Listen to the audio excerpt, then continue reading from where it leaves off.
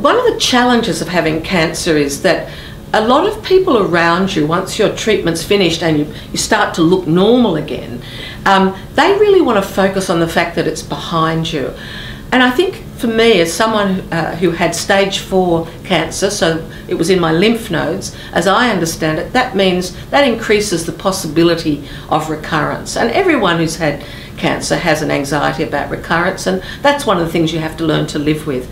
I've chosen not to ask my doctors what's the likelihood of recurrence. I was never very good at maths at school. I don't really understand probability, and I've concentrated on living life fully and doing things that I'd like to do. So I've bought some land in the country, something I'd always wanted to do. I've put a transportable home on it, and I'm getting there every weekend.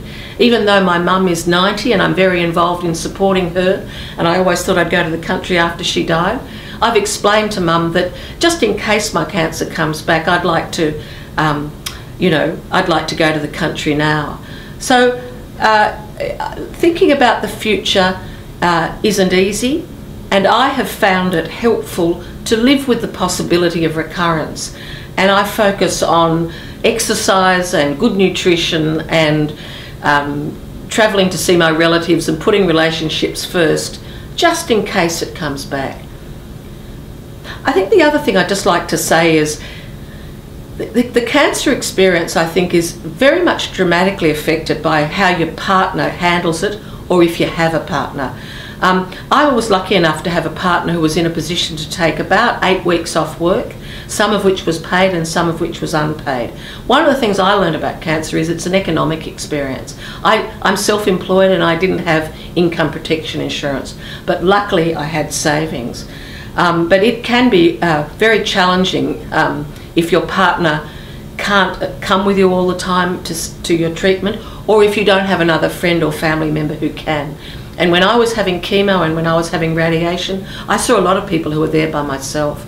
So if there are people in your life that you trust and you're comfortable with, don't hesitate to ask them to come with you to treatment, because I found it really helpful to have somebody there. But I think getting support for your partner or friends is almost as important as seeing a psychologist or a psychiatrist yourself. You know, when it comes to giving any sort of advice to family or carers, I hesitate, because I think this really is a situation that, unless you're standing in the shoes of the person, whether it's getting the treatment or watching someone you love suffer, I think it's very hard to imagine what it's like.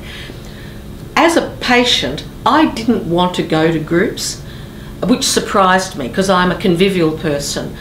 I chose just 2 or 3 people whom I knew who had completely different types of cancer, but who'd survived and who were absolutely committed to the medical model, as well as being prepared to take an interest in juices and other stuff if necessary.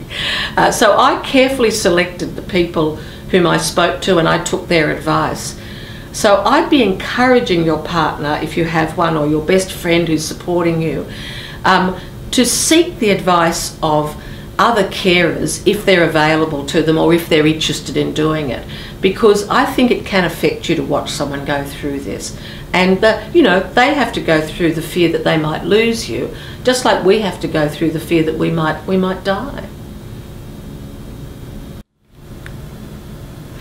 I'd like to leave you with just 2 things that really helped me. The first thing was something this clinical psychologist told me, and because when you're restrained by this mask, it's very, very tight on your face and you're kept very still. And I found that quite a hard experience. And I wanted her to give me some advice on what to think about.